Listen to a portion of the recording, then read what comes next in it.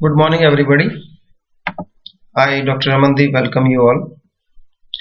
Students, I am working as assistant professor in Department of Commerce at Government College for Women, Sirsa. So today we will be discussing a new topic, that is working capital management. We are starting a new chapter.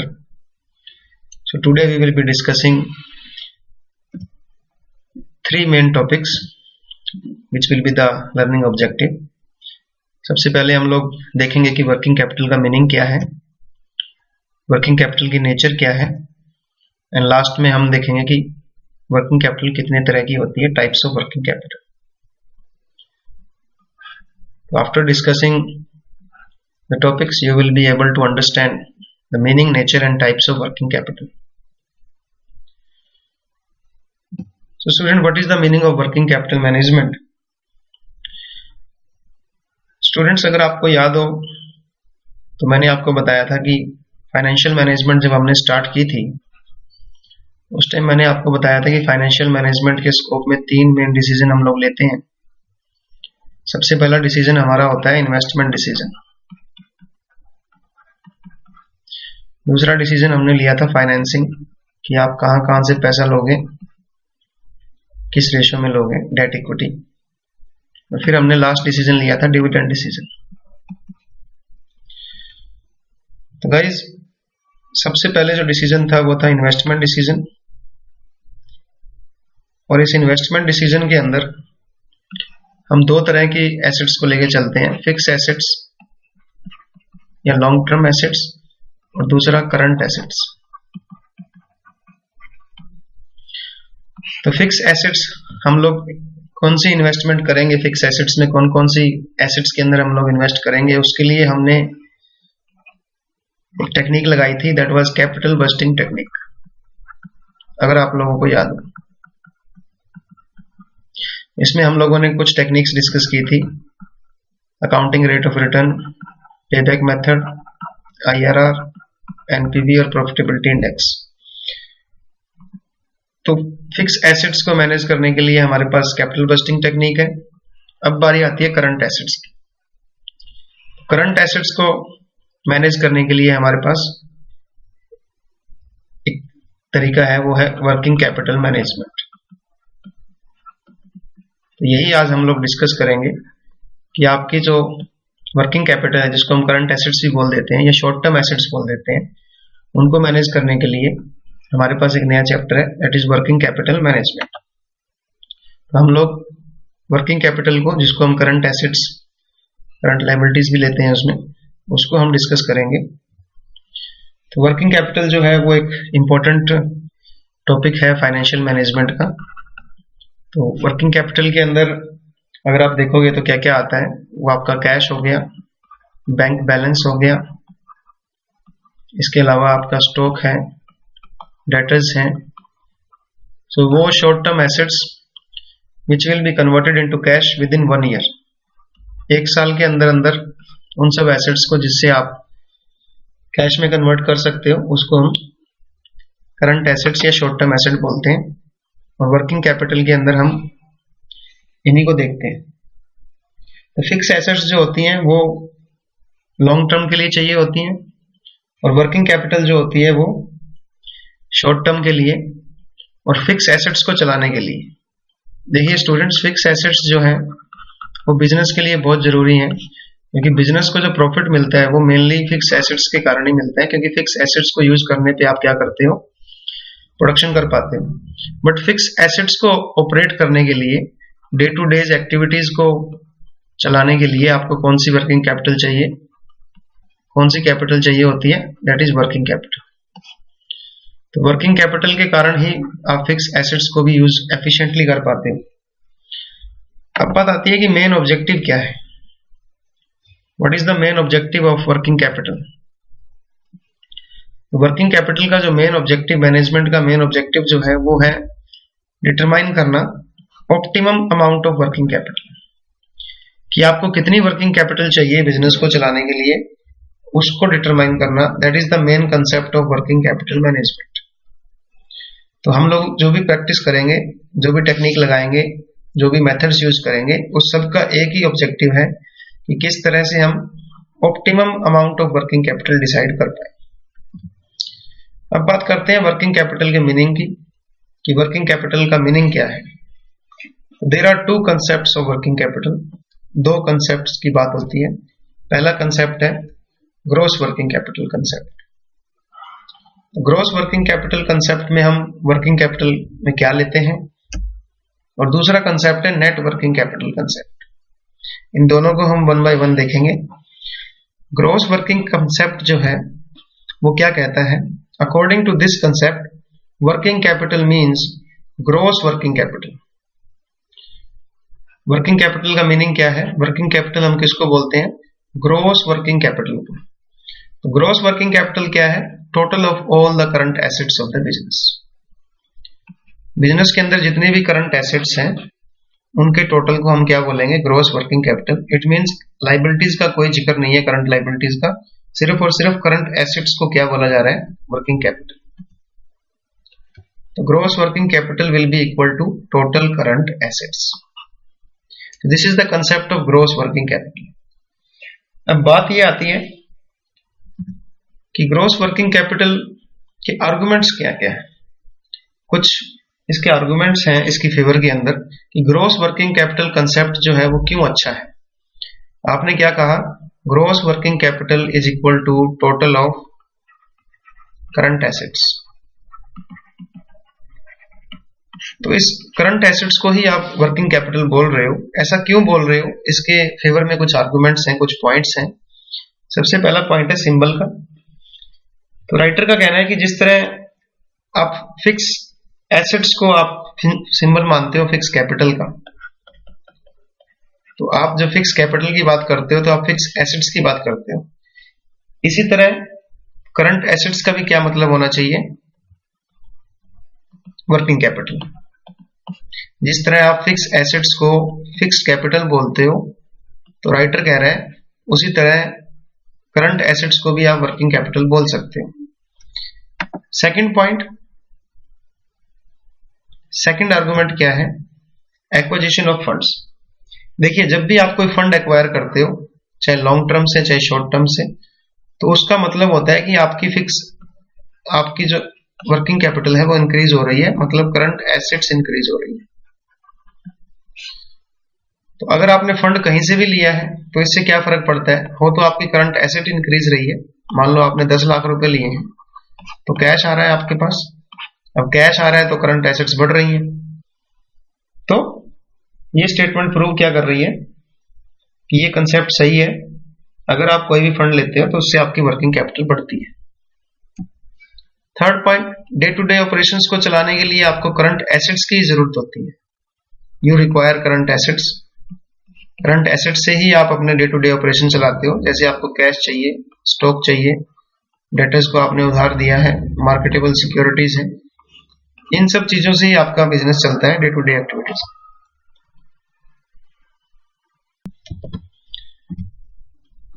Next point है utility. देखिए, current assets की utility writer कह रहा है कि same ही रहेगी, चाहे आप उसको लॉन्ग टर्म एसेट से खरीदिए, चाहे आप उसको शॉर्ट टर्म एसेट से लीजिए। आपके जो करंट एसेट्स हैं वो तो करंट एसेट्स ही कहलाएंगे। अगर आप शॉर्ट टर्म से पैसा लेते हो या लॉन्ग टर्म से लेते हैं, रहेगा तो वो कैश ही। तो इसलिए करंट एसेट को क्या माना गया है, मस्ट बी वर्किंग कैपिटल। तो current assets are equal to working capital. तो ये कुछ आर्गुमेंट्स थे। अब बात करते हैं नेट वर्किंग कैपिटल कंसेप्ट की। तो नेट वर्ड जब आ रहा है इसका मतलब कुछ डिफरेंस होगा। According to this concept working capital means net working capital which is the excess of current assets over current liabilities. तो करंट एसेट्स और करंट लाइबिलिटीज का जो डिफरेंस है उसको हमने नेट वर्किंग कैपिटल बोला है। तो formula will be net working capital will be equal to total of current assets minus total of current liabilities. Suppose your current assets are of rupees 2 lakh and your current liabilities are of 1 lakh. So what will be net working capital? 1 lakh. क्योंकि 2 लाख जो current assets हैं उसमें से 1 lakh rupees तो आपने liabilities ही पे करनी है। तो ये जो बचा हुआ 1 लाख रुपया है इसको क्या बोला गया है, नेट वर्किंग कैपिटल। तो ये जो कंसेप्ट है ये थोड़ा सा ज्यादा लॉजिकल है, ज्यादा अपने आप को प्रूव कर रहा है। तो इसके फेवर में क्या क्या आर्गुमेंट है, what are the arguments in favour of net working capital concepts. पहला ये है कि ये ज्यादा लॉजिकल है। लॉजिकल का क्या मतलब है कि इससे आपको बिजनेस की ट्रू लिक्विडिटी का पता लगता है। देखिए पहले एक कंसेप्ट में हमने बात किया था कि आप सिर्फ क्या कर रहे हो, पिछला जो कंसेप्ट था उसमें आप सिर्फ करंट एसेट्स को देख रहे हो। अब देखिए करंट एसेट्स तो आपकी अगर आप लोन लेते हो तब भी इंक्रीज हो जाएगी। मान लो आपने 2 लाख का शॉर्ट टर्म लोन ले लिया तो उससे कैश आपके पास आ जाएगा, उससे आपकी करंट एसेट्स इंक्रीज हो जाएंगी। बट इससे आपको ट्रू पोजीशन का पता नहीं लग रहा। ट्रू पोजीशन का पता कैसे लगेगा, जब आप करंट एसेट्स में से करंट लाइबिलिटीज को भी माइनस करोगे तब जो आपके पास एक्स्ट्रा करंट एसेट्स है लाइबिलिटीज को पे करने के बाद तब आपको पता लगेगी। तो इसलिए सेकंड कंसेप्ट जो है वो ज्यादा लॉजिकल है। दूसरी बात, ability to meet certain liabilities. हमारी जो करंट लाइबिलिटीज हैं उसको आप पे कर पा रहे हो या नहीं कर पा रहे हो, वो किससे पता लगेगा, नेट वर्किंग कैपिटल कंसेप्ट से। अब मान लो current assets minus current liabilities अगर आपका नेगेटिव आ रहा है, it means your current liabilities are more than your current assets, और आप इतनी पोजीशन में भी नहीं हो कि आप अपनी करंट लाइबिलिटीज को पे कर पा रहे हो। तो इससे आपकी पता लगती है, एबिलिटी का पता लगता है। थर्ड है beneficial for lenders and bankers. देखिए शॉर्ट टर्म लोन अगर आप लेने जाते हो बैंक से या किसी लेंडर से, तो वो जो लेंडर और बैंकर है वो क्या देखता है, वो आपकी नेट वर्किंग कैपिटल पोजीशन देखता है। अगर आपकी नेट वर्किंग कैपिटल पॉजिटिव आ रही है, it means your current assets are more than current liabilities, तब वो आपको बड़े इजीली लोन दे देगा क्योंकि आप करंट लाइबिलिटीज को पे करने की पोजीशन में हो। Then facing the challenges. देखिए गाइज, अगर मार्केट में डिप्रेशन आया हुआ है या मार्केट में कोई और डाउन चल रही है, मार्केट आपके पास अच्छी उस टाइम सेल नहीं हो रही है, तो अगर आपकी करंट एसेट्स ज्यादा होंगी करंट लाइबिलिटी से तो आप उस टाइम उसको फेस कर पाओगे। लास्ट पॉइंट है कंपैरिजन बिटवीन टू कंपनीज। देखिए दो कंपनीज की अगर आपको चेक करना हो कि दो कंपनी में से वर्किंग कैपिटल के अकॉर्डिंग कौन सी अच्छी है, तो नेट वर्किंग कैपिटल हमें कंसेप्ट ध्यान में रखना चाहिए। जिसकी नेट वर्किंग कैपिटल ज्यादा होगी वो कंपनी ज्यादा अच्छी होगी, उनकी पोजीशन ज्यादा अच्छी होगी। क्लियर? तो नेट वर्किंग कंसेप्ट ज्यादा अच्छा है। अब बात करते हैं कि वर्किंग कैपिटल की जरूरत क्यों पड़ती है आपको, हमें क्यों वर्किंग कैपिटल चाहिए बिजनेस के अंदर। देखिए फिक्स एसेट्स के साथ साथ, फिक्स कैपिटल के साथ साथ हर एक बिजनेस को वर्किंग कैपिटल भी चाहिए। वर्किंग कैपिटल क्यों चाहिए, क्योंकि आपको अपनी, देखिए फिक्स कैपिटल तो है वो तो प्रोडक्शन के लिए है, जैसे आपकी प्लांट एंड मशीनरी हो गई, फर्नीचर हो गया, लैंड एंड बिल्डिंग हो गई, ये सब चीजें लॉन्ग टर्म के लिए आप अपने पास रखते हो और इससे आपका प्रोडक्शन स्टार्ट होता है। बट वर्किंग कैपिटल से आपकी जो day to day business activities है वो चलती है। तो आपको रॉ मटेरियल चाहिए, उसके बाद आपको रॉ मटेरियल से आपने फिनिश स्टॉक बना दिया, उसको आपको अपने स्टॉक में रखना होता है। तो डे टू डे एक्टिविटीज को चलाने के लिए आपको वर्किंग कैपिटल की जरूरत पड़ती है। अब बात आती है कि वर्किंग कैपिटल की मेनली जो जरूरत पड़ती है वो इस कारण से पड़ती है क्योंकि आपका जो रॉ मटेरियल है उसको जब आप फिनिश गुड में कन्वर्ट करते हो और फिनिश गुड जब अल्टीमेटली कैश में कन्वर्ट हो जाता है तो उसमें एक टाइम गैप होता है। तो वो जो टाइम पीरियड है उस टाइम पीरियड में आपको वर्किंग कैपिटल की रिक्वायरमेंट होगी। तो इस टाइम पीरियड को हम क्या बोलते हैं, ऑपरेटिंग साइकिल।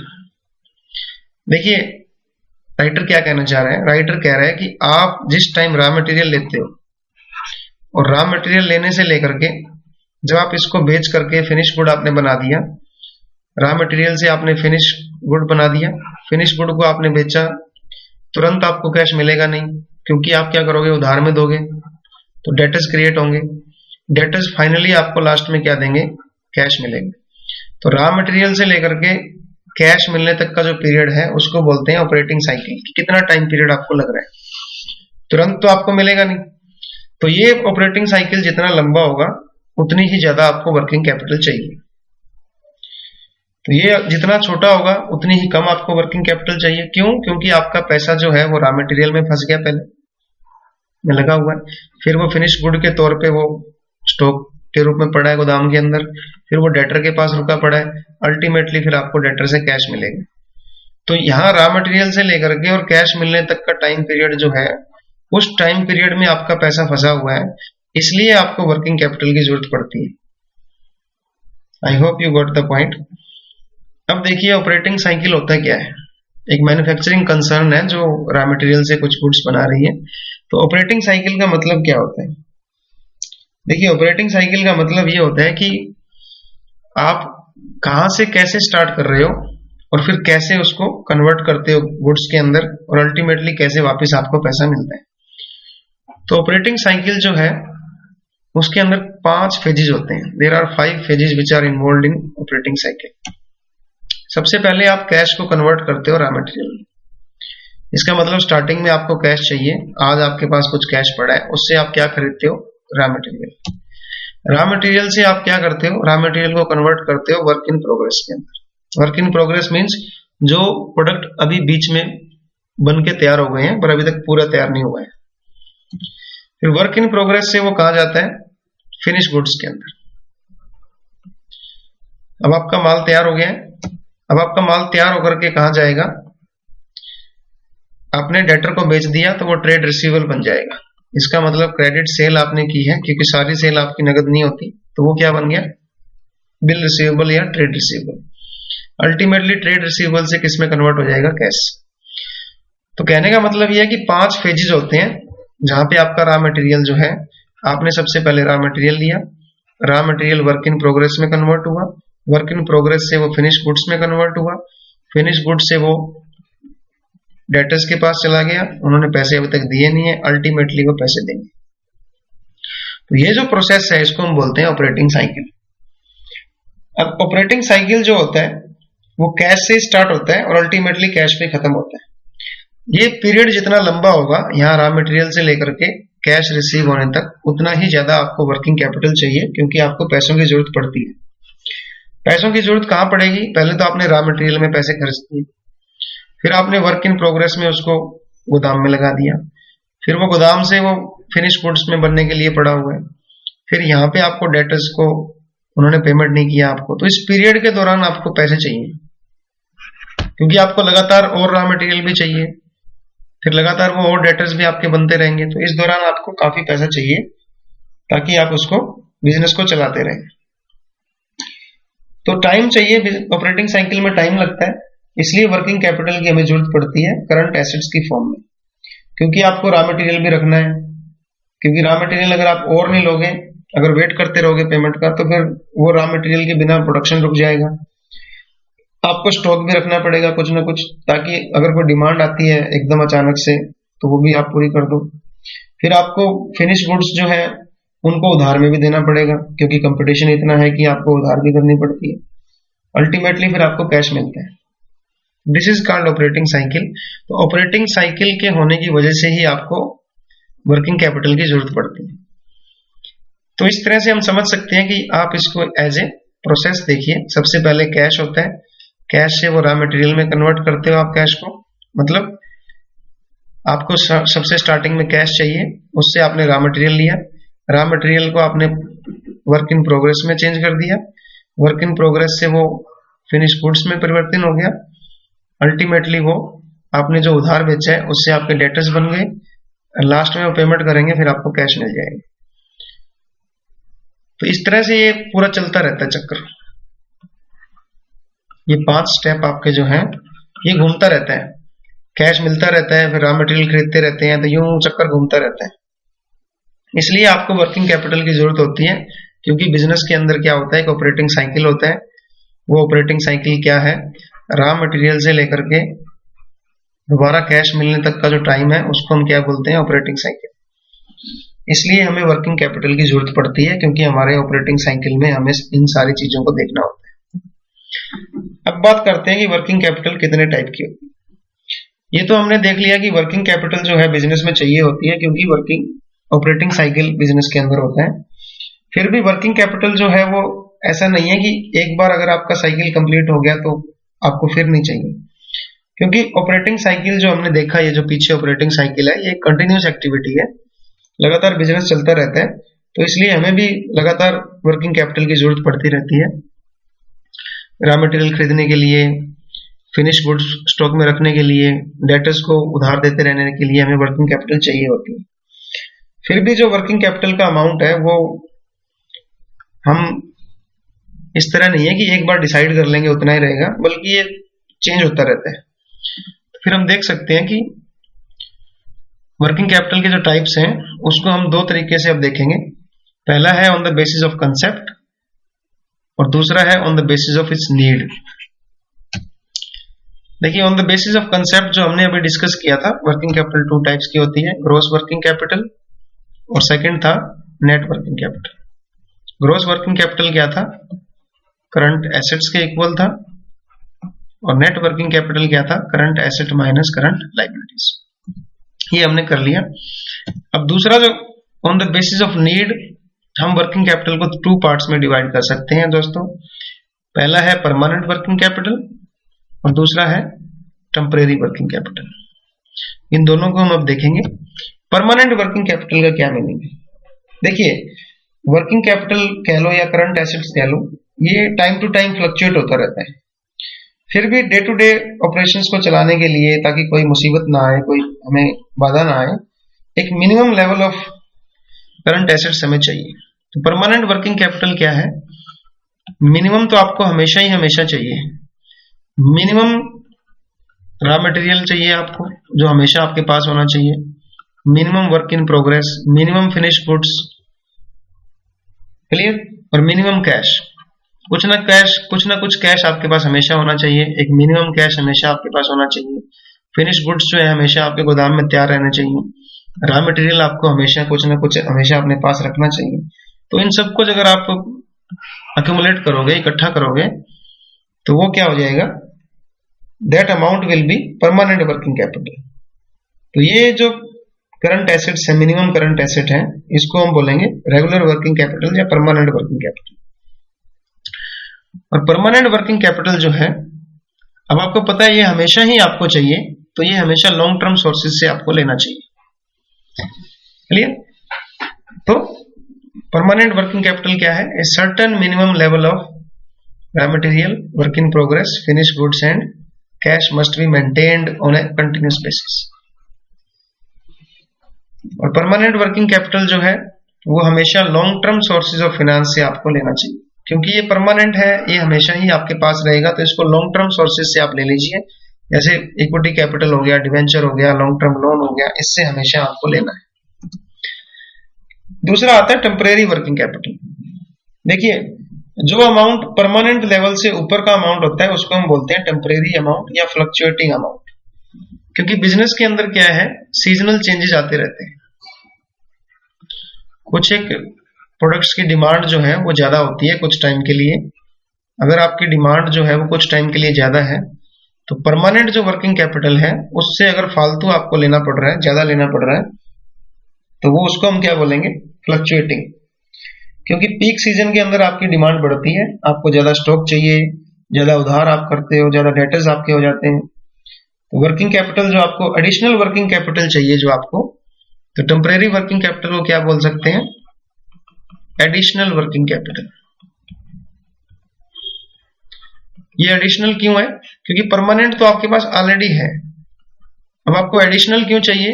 क्योंकि आपके पास कुछ सीजनल चेंजेस हो रहे हैं, सीजन में कुछ चेंज आ रहा है। जैसे आप सर्दियों में देखोगे तो कंबल वगैरह है, गर्म हीटर हैं, स्वेटर्स हैं, ये ज्यादा बिकती हैं। गर्मियों में अगर देखोगे तो कूलर है, एसी है, फ्रिज है, ये ज्यादा बिकते हैं, तो इनकी डिमांड उस टाइम ज्यादा होती है। तो इस तरह की जो फ्लक्चुएशन आ रही है उसके कारण हमें थोड़ी एक्स्ट्रा वर्किंग कैपिटल चाहिए, क्योंकि हमें एक्स्ट्रा कैश रखना पड़ता है, एक्स्ट्रा स्टॉक रखना पड़ता है, डेटर्स भी हमारे ज्यादा हो जाते हैं उस टाइम। तो फिर हमें ये थोड़ी सी एडिशनल वर्किंग कैपिटल भी बिजनेस के अंदर लेनी पड़ती है। तो ये टेम्परेरी है, इसलिए इसके सोर्सेज भी जो है, ये वर्किंग कैपिटल हमें कहाँ से लेनी चाहिए? शॉर्ट टर्म सोर्सेज से।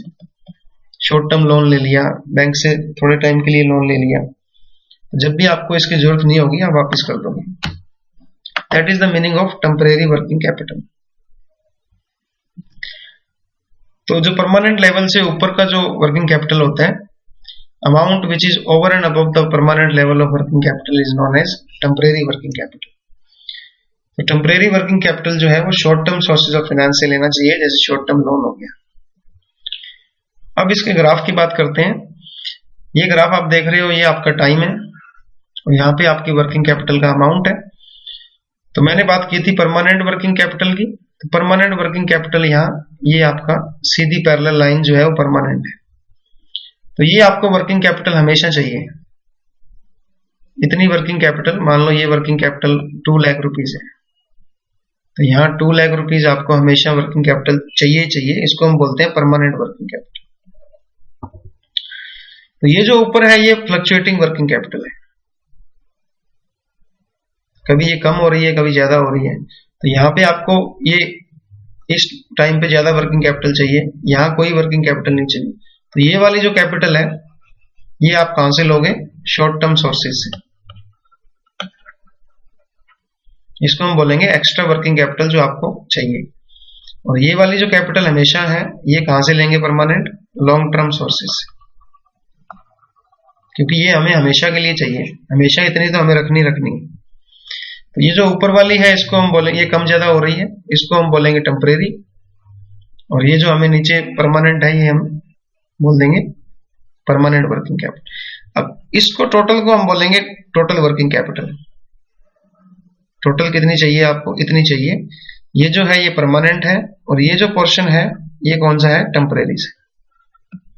तो ये उस बिजनेस के लिए है जिसका जो बिजनेस नॉर्मल चल रहा है। अगर कोई बिजनेस लगातार बढ़ रहा है, ही इज टोटली एक्सपेंडिंग, ज्यादा ग्रोथ कर रहा है, तो उस केस में आपकी जो परमानेंट है वो सेम नहीं रहेगी, क्योंकि आपका बिजनेस क्या कर रहा है, ग्रोथ कर रहा है, ग्रो कर रहा है आपका बिजनेस। तो आपकी जो परमानेंट वर्किंग कैपिटल है वो ऐसे बढ़ती रहेगी। इस टाइम के लिए आपको यहां तक मान लो ये 6 महीने हुए, 6 मंथ, यहाँ पे आपको इतनी वर्किंग कैपिटल चाहिए परमानेंट। फिर आपकी ग्रोथ हो रही है तो आपको और वर्किंग कैपिटल चाहिए, आप और स्टॉक कर रहे हो और रॉ मटेरियल ले रहे हो। ये इस तरह ये टाइम के अकॉर्डिंगली बढ़ती जा रही है, क्योंकि आपका बिजनेस ग्रो कर रहा है। तो ये जो परमानेंट वर्किंग कैपिटल है ये भी बढ़ती जाएगी। मान लो इसमें हर साल 10% का इंक्रीज हो रहा है। और इससे ऊपर जो आपको एक बार फ्लक्चुएशन के लिए चाहिए, जो एक बार टेम्परेरी आपको चाहिए, वो यूं बढ़ती घटती रहती है। तो ये आपका हो गया टेम्परेरी, और ये जो आपकी है ये आपकी होगी परमानेंट। टेम्परेरी जो है वो हमेशा शॉर्ट टर्म सोर्सेज से लेनी चाहिए, क्योंकि आप इसको वापस कर दोगे जब आपको नहीं चाहिए होगी। और परमानेंट जो है वो हमेशा लॉन्ग टर्म सोर्सेज से लेना चाहिए। तो ये सब थे इसके types. Thank you for listening. ये जो टॉपिक मैंने आपको करवाया है ये डीके गोयल एंड शैली गोयल की बुक जो है एपीसी एविचन पब्लिशिंग कंपनी से लिया गया है। So thank you so much for listening.